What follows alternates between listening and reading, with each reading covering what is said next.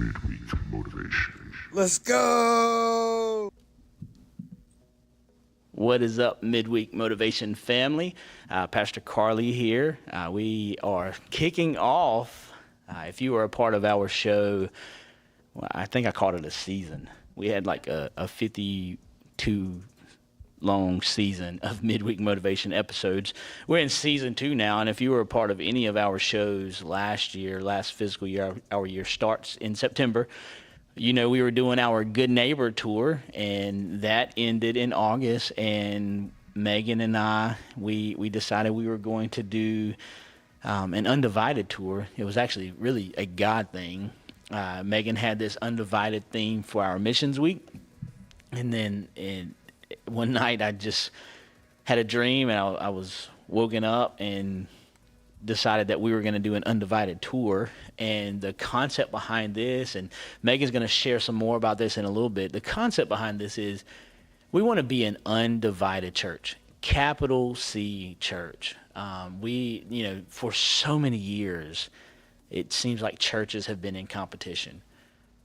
That's not what it's meant to be. We're not meant to be in competition. The way I like to say it is we're on the same team. And so I just want to say that's kind of what we're going to hit today. So welcome to Midweek Motivation. On the bottom of your screen there's a number. And I just want to give a shout out to Text and Church. Amazing company, and they're who we are able to use our Midweek Motivation hotline. Why did I just call it a hotline? It is a hotline. Because you're old.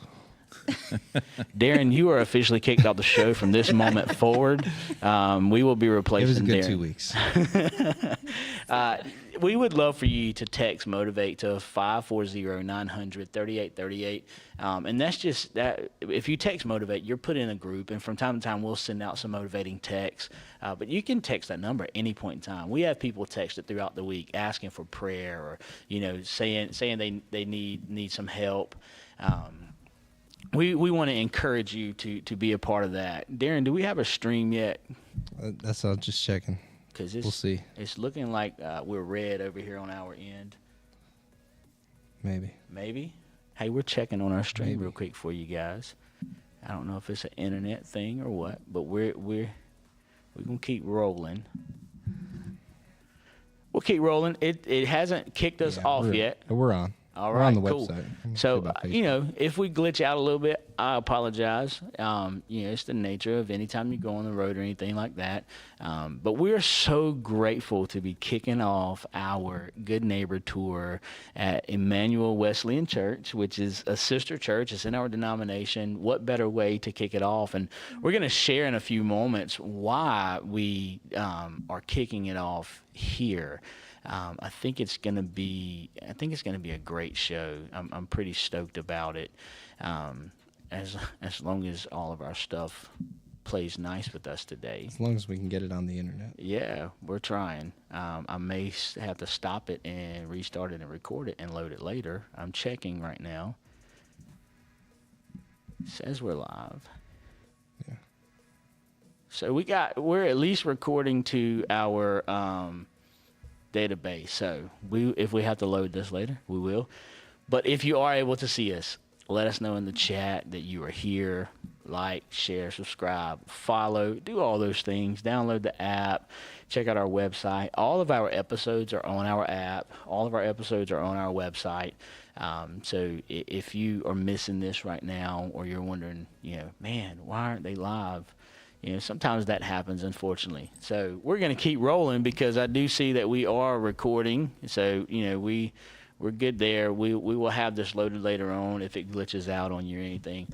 But I want to kind of toss it to Megan and let her share kind of her vision behind Undivided and where we're planning on going and some of the things we're planning on doing through this Undivided tour. And while we might not have the exact stops in mind, essentially what we want to do is we want to give other churches an opportunity to share on our website, on our Facebook, on our social media, on our podcasts, what they're doing for the kingdom, because we truly want to be an undivided capital C church.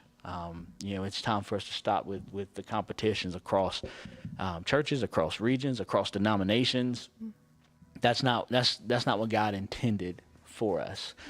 So Megan, kind of share a little bit about Undivided, our missions theme, and kind of where we're hoping to see this go. Yeah. Well, I think you covered it pretty well there, Carly. It's so true, what you just said. And we want to be open to seeing how God would have us partner with other Yeah. churches. This idea for Undivided came for me from just time in the Word, and I always look for a one-word theme for Missions Week. We can put it on the T-shirt. It's easy for people to remember. And I was looking through, it was Psalm 86, and the word undivided just like popped out at me. And I was like, okay, I think this is it. This is the word. And then as I read, the before and after, it talks about the nations and it talks about fearing the Lord. And so that just really spoke to me. And, thinking about Missions Week and going back to those first 2 weeks of August where we kind of talked in service about the undivided theme, what we really hit on is an undivided heart. So that's kind of how it started. Is David in the Psalm was talking about having an undivided heart, and I think that's so important for us today. Is there's a lot of things that are competing for our attention and for our love and for our dedication in this world, and there's a lot of other things we can choose first before God. And this verse really just speaks to us that if we choose Him first and we have our heart completely surrendered to Him, that's when we're willing to just raise our hand and say, here I am, send me, and have that willingness to do what God is calling us as individuals to do in our communities. So that's where the idea came from. And then you woke up in the night, and then all of this really just tied together. So it just shows what God is doing, and how this word is so powerful, and how we can take this word into different contexts. But it fits so well with the things that we can talk about. So yep, that's it. Yeah, I'm excited. I love that verse, and that undivided heart. That's a lot of times we have an undivided heart for all the wrong reasons. But man, when we have an undivided heart for God and for His church, I think it's then that we're gonna see, I don't want to say the end time revival, but I think it's in those when we start having an undivided heart for God and an undivided heart for His church, for His people, His children, I think it's then that we are going to begin to see God really just pour out His Spirit. He's wanting some willing vessels. And when we begin emptying ourselves of the wrong divisions, and then we create an undivided heart for God's kingdom, it's in that moment that even though some of us may have been broken vessels, He mends those broken vessels. He mends those broken hearts, and then He begins to pour into us. And then it's out of that overflow that we will see the capital C church really begin to grow. So Megan, thank you for your heart. Megan does an amazing job with local, global, domestic, just missions in general. Her heart, we're so grateful to not only have her at Parkway, but to have her in the Valley. And so your connections with people is amazing, and your connection with who we have on the show with us. And so I'll let you introduce and then kind of share why we chose to come here. Yeah. So today on the show, we have 2 special people, actually. Right. But the reason we're here at Emmanuel Wesleyan is to talk with Robert Jackson, who's our first guest on this tour. I mean, that's pretty special, Robert. You're the first guest on the Undivided tour. And I appreciate that. Yeah, and so Robert, okay, explain your role, first of all. I don't want to say the wrong thing. I think you're the missions pastor, but you explain exactly what you do here, because I know at churches we all wear numerous hats, not just one or even 2. So I'll let you introduce yourself, and then you can kind of explain how you got the idea to connect with me about the project that we're going to talk about today. Sure, Megan. Yeah, so I am the missions pastor here at Emmanuel Wesleyan, and I take care of missions and outreach. So, it's that combination, and we've discussed this numerous times. You can't just go overseas. You have to also work in your own backyard, work with your neighbors down the street. It's so important. And what I love about what you're doing is that undivided heart when you're talking about working together. There is such a joy there. Yeah.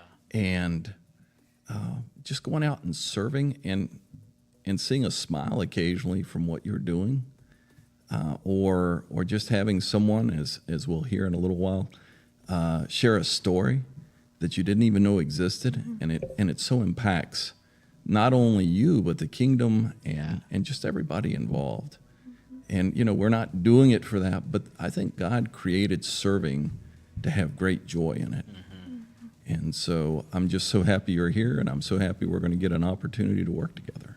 Yeah, and thank you, Robert. And just to add to that, not every church has a missions director, and the ones that do, we need each other. I mean, pastors need each other. Online pastors need each other. Amen. Children's pastors need each other, because you can learn from one another and be encouraged by one another. And Robert and I have had some great conversations over the past months, just doing some workshops together and learning together. There's always something new to learn.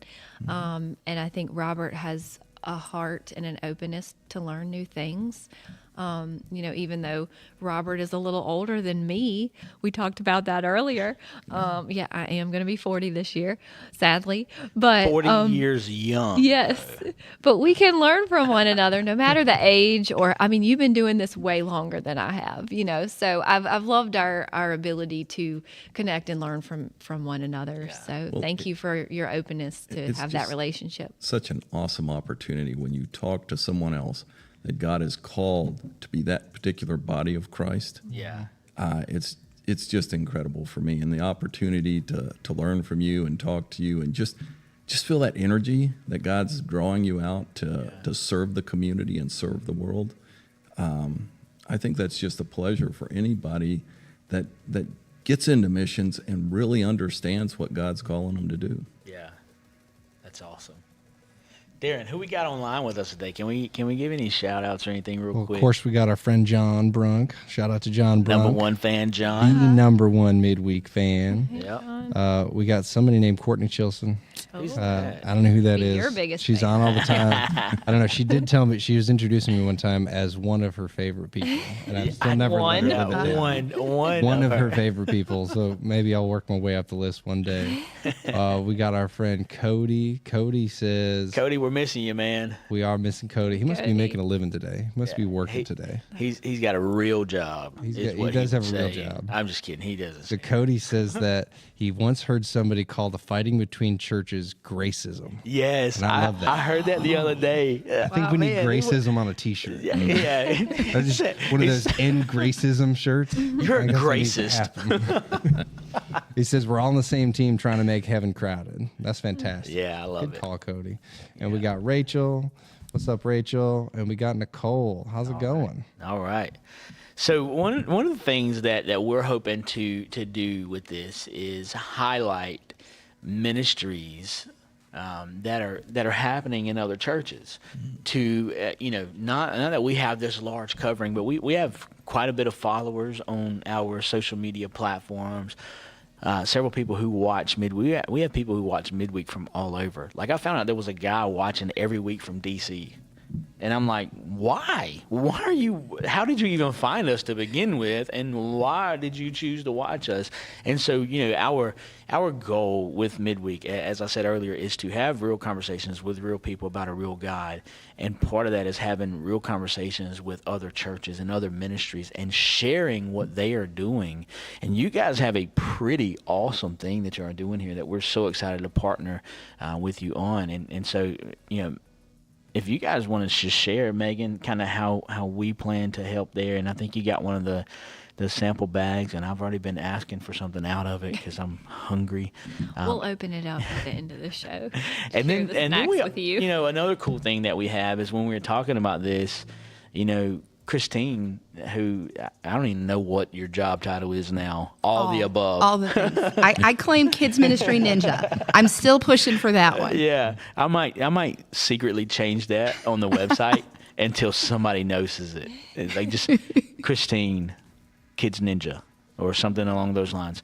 And so she has a pretty awesome story about this ministry and how we're going to be partnering. And so I just want to toss it back to you guys and let y'all kind of dialogue, and then maybe let those who are watching know how they can be a part of this. So, and then also, if you got anything else you want to share that this awesome church is doing, we want to be that voice for you guys and help get the word out for what you guys are doing here. Well, I think, Robert, maybe you can start with giving us an idea of, this project that we keep talking about.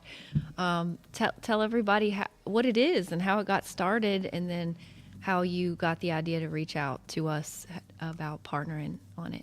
Sure. So I think over 15 years ago now, the church started partnership with several other churches, and they realized that Preston Park had children that may not have enough food for the weekend. We were approached by them. They said, "Hey, we have this idea." Preston Park Elementary. Yep. Yeah, and so at the time, our predecessors stepped up and said, "Hey, we'll be part of this." And so what that's developed to today is every week during the school season, we put together 120 of those packs over there. Wow. Let me see the bag. I'm going to put it in front of the screen here. And it contains snacks so that students that otherwise may not have food over the weekend have something that they can eat. And, we're not always aware of the impact that has, but I think we were talking about this earlier. I think of my kids, well, they're grown now, and my grandkids, and the impact that would have on me if I knew that I didn't have sufficient funds to have food for them for the weekend. But I don't even remember how we got on this subject. Do you? Yeah, when we get together, we just talk about missions. Yeah. It's awesome. You were like, "Hey, I have something you might want to help us with." So that's how it started. That's how it started. And so, you took it from there, and and here we are. We're ready to go. Man. So basically what you guys have been doing all these years is just meeting a need that the school system had. I mean, this school is 3 minutes down the road. Mm-hmm. So it is literally, you've been being a good neighbor to the school right down the road for all these years. And it's just a simple way of meeting a need. That they expressed, the principal and the leadership of the school expressed as something that they really saw that their kids were struggling with. And I mean, it's remarkable that they reached out to the church to meet that need. So if we're going to be the church, we are required to meet the needs of those around us, even if there's no strings attached. Like, you don't get to meet these kids. You put a sticker on the outside of the bag that says "packed with love" by such and such person. They get to sign their name at Emmanuel Wesleyan, and the kids just know, okay, I'm loved by somebody, and somebody cares. So I just think that's a really it's an awesome story that you guys have been so obedient and faithful to continue that, even when the finances haven't always been there, or your partners have dropped out, or for not any reason to blame them, but just whatever the circumstances were. So maybe Christine can tell us the testimony about just how important this project has become to some of the students. Oh, yeah. I was so excited when I saw in the office a little flyer that said that we were partnering with you guys on this, because before I worked for Parkway, I worked for Roanoke City Schools, and I spent a lot of time at Preston Park. It's a really good, cute little elementary school right here. And I remember specifically a time about 10 years ago or so that I was doing some long-term subbing in a third grade class. And I'd been there for a while, and it was one of those magical days where it's going to snow. And we knew it was coming. It wasn't one of those days where you wake up and snow's on the ground, but it was one of those ones it was coming. And everybody knew. And so we knew we were going to school, but we weren't staying all day. So as I was there, as we were going through the motions of the morning, this one particular kid in my room just was falling to pieces. And it was like the further the day went along, the more his behavior just went off the charts. And as the little snowflakes start to fly outside the window, he's just losing his stuffing. And I finally get to him and I'm like, what is your deal? What is going on with you today? Why are you doing this? And he's like, it's going to snow. I'm like, yes, it's going to snow. And he's like, no, pack a snack, it's Friday. We're not going to be here. And I'm like, yeah, we're going to be home. And it was like at that minute, I started to connect the dots. And I was like, this kid gets pack a snack. This kid gets free lunch. This kid gets free breakfast. He's not going to eat. Wow. And I started to think about, here's this guy. He's a year older than my son at the time. He lives 2 miles from my house where my kids have all the food and refuse to eat it. And he's got nothing. So I look at him and I'm like, listen, I'm going to go while you go to math class. I'm going to go downstairs. I know where they keep the snacks. I know where they keep the bags. You are going home with a bag. And I loaded that thing up with 3, 4, 5 days of snacks. I stuck it in his backpack, prayed for his mama and daddy quietly while nobody could see me, and that kid went home. But that it stuck with me. Yeah. So then when I saw that we were going to get to partner with you guys and we were going to get to be a part of it, I was like, Megan, this is so cool. Let me tell you why. I love it. That just warms my heart. It's an incredible story, and I think there's probably a lot more stories behind that. Absolutely. Where, they're so grateful. And tying it back to what Megan said, we sign off, you are loved, and we put a name there, but then we show it by actually sending home food with them. Yeah. So they can have something to eat over the weekend. One of the cool things about that is, while you might not be able to physically go into these homes, man, these bags are prayed over. The team that's packing the bags are prayed over. And so while physically we're not going into these homes, man, we are sending love and an overflow of what God is doing in our lives.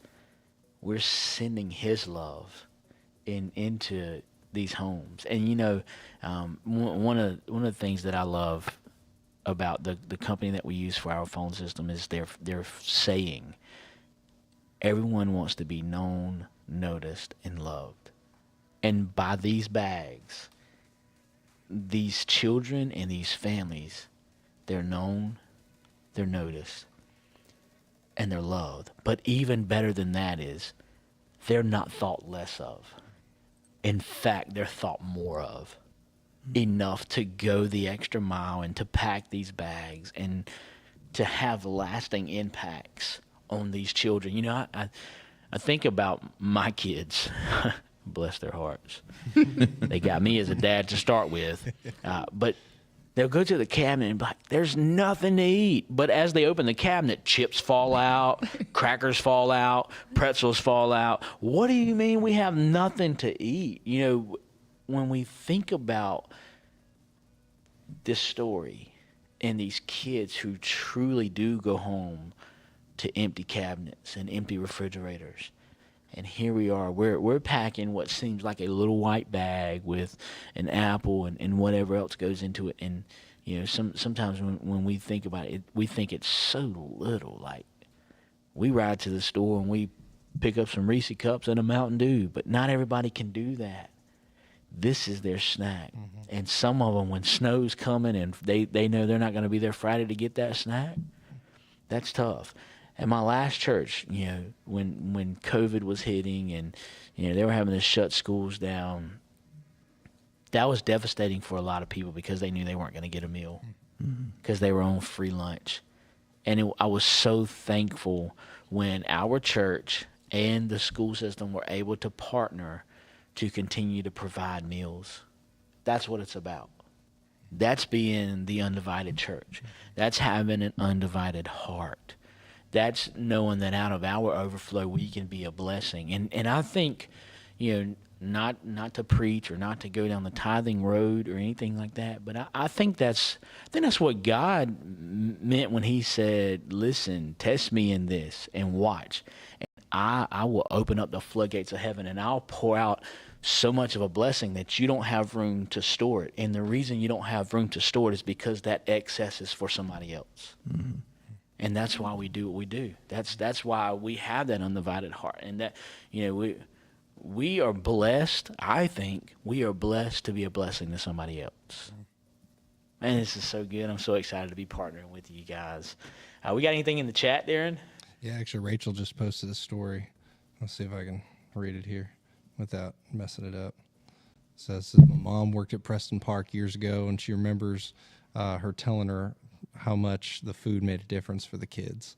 Wow. Oh. Yeah, shout out to Rachel's mom. Shout out to all the teachers. Yes. Especially in a lot of these underserved schools. Sometimes you're teacher and parent and confidant and all those things. And, and even pastor in a lot of ways. Yeah. You know, while we were talking, a verse came to mind, and I was thinking, it's a lot of times as a church we want to meet people's spiritual needs, and that's obviously what the church is designed to do. That's why we're here on earth. But we're here, like James talks about, to be the hands and feet of Jesus, right, and meet people's physical needs. So James 2:14, I think it goes all the way through 17. Says, "What good is it, brothers and sisters, if someone claims to have faith but has no deeds? Can such faith save them? Suppose a brother or sister is without clothes and daily food. If one of you says to them, 'Go in peace, keep warm and well fed,' and does nothing about their physical needs, what good is it? In the same way, faith by itself is not if it's not accompanied by action, is dead." And that's what this program does. Yeah. This is maybe we're not going up to these kids and sharing the gospel with them every moment, but they know that they're cared for and loved for because we're feeding them. Just like James calls out, if you're not willing to feed or clothe people, like, what good is your faith? If you're not willing to take that practical step. That's so good. That's so good. What I noted from Dean is one of your coordinators of the program, and He is. Just a Shout sweet, out to Dean. Hi, Dean.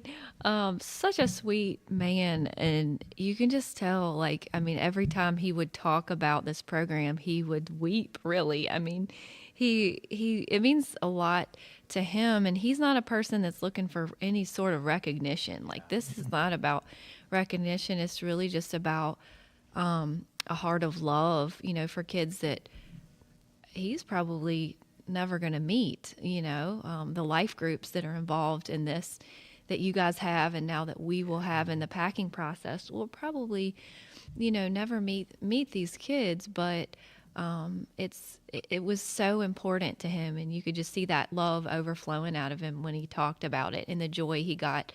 It wasn't for recognition or to be a hero in any way. He faithfully delivers those heavy totes of food on the dolly, wheels it into the school once a week. And, everyone was so happy to see him in the office. And, we got to talk with the principal, and he welcomed us as, Parkway as a new partner. And you can just tell the relationship that Dean has built with the people at the school over the years, and how that means a whole lot. Relationship is really important. So he's just a precious guy. He is. And, we have some other volunteers. Susan. Yeah, Sue. I think for 7 years, she's faithfully ordered and gathered the food up. I would have invited her here, but she would have told me, no, thank you. I'm good where I'm at. But then you get the groups that get together, every Sunday and pack the food. And if you sort of step in on them, they're laughing and they're having fun while they're doing this. Yeah. It's a joy for them to serve together, and it's just a way that they can serve. Yeah. It's an opportunity, really. And again, it goes back. We're not going to meet those students, but we can at least plant this seed and do this in their lives, and it makes a difference. Yeah.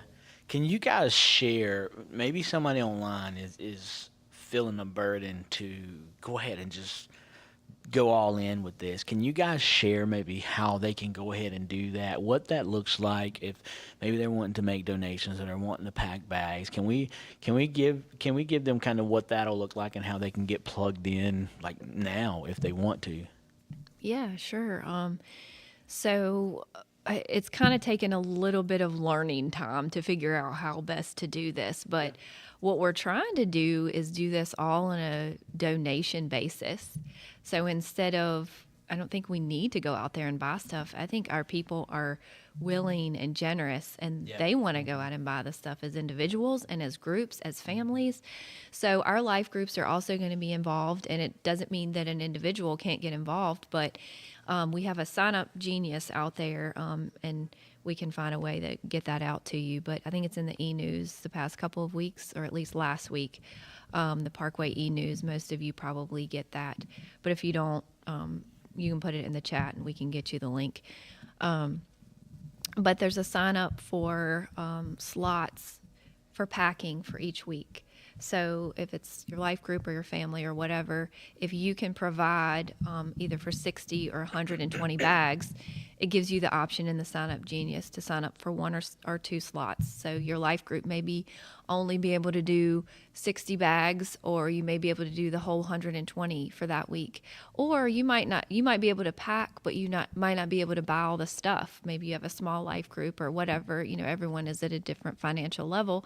So we're just having people bring in donations, and we have a basket in the missions area right outside the cafe in the hallway, and there's 2 baskets. And if you just want to donate, maybe you don't have the time to pack or whatever your situation may be, maybe you just want to bring in some items. So feel free to bring those there. And then if we have groups can't provide all the items, then we'll pull from our stock so that we can make a complete 120 bags for each week. So that's the plan for now, and we're going to see how this goes for the next few months and reevaluate afterwards.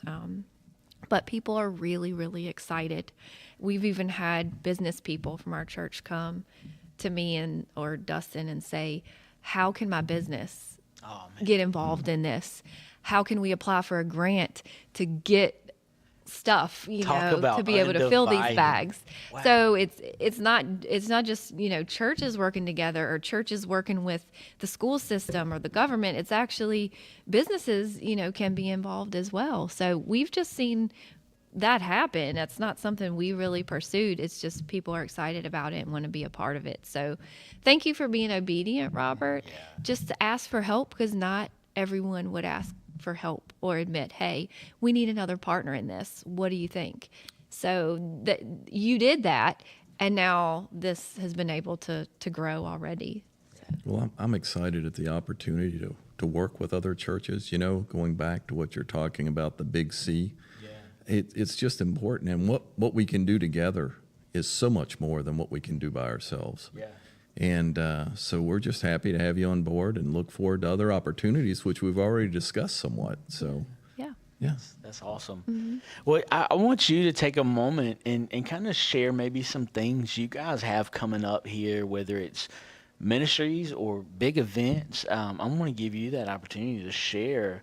And it might be where we could partner and help with some of those things as well. What you just said, when we're all working together, we can do so much more. And I can't help but think about the body of Christ and how our physical body, when all the parts are working together, you can do so much more. But if you wake up in the morning, you decide, today I'm only going to use my hand.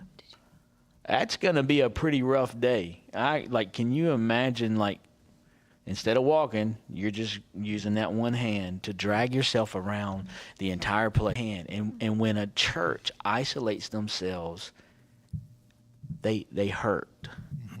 But when we can all come together as the whole body of Christ, then we're going to get a lot more accomplished. And so share with us a little bit, maybe some things. If you got a special event or something coming up, we want to give you that opportunity, or maybe a special ministry or a new ministry that you're starting that you have going on. Sure. Let me put in a couple plugs. One of the favorite ministries that we work with locally is T-Lot, the least of these. Yeah. And they stand in the gap where a lot of the other homeless ministries that's just not their territory. And so they just had an event. We participated with them called Dining with Dignity down in the at the Roanoke City Park downtown. And so the amphitheater there provides shelter.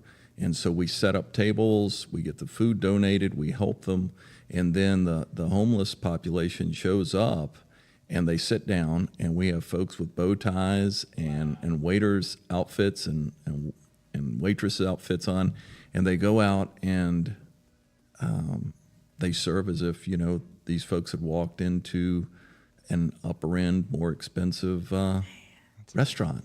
And you know, one of the things that they did that I've got a couple pictures of, and I just really liked it. They painted a sun, and then they had everybody that was volunteering and everybody that showed up dipped their hand in paint and then put a handprint around the sun.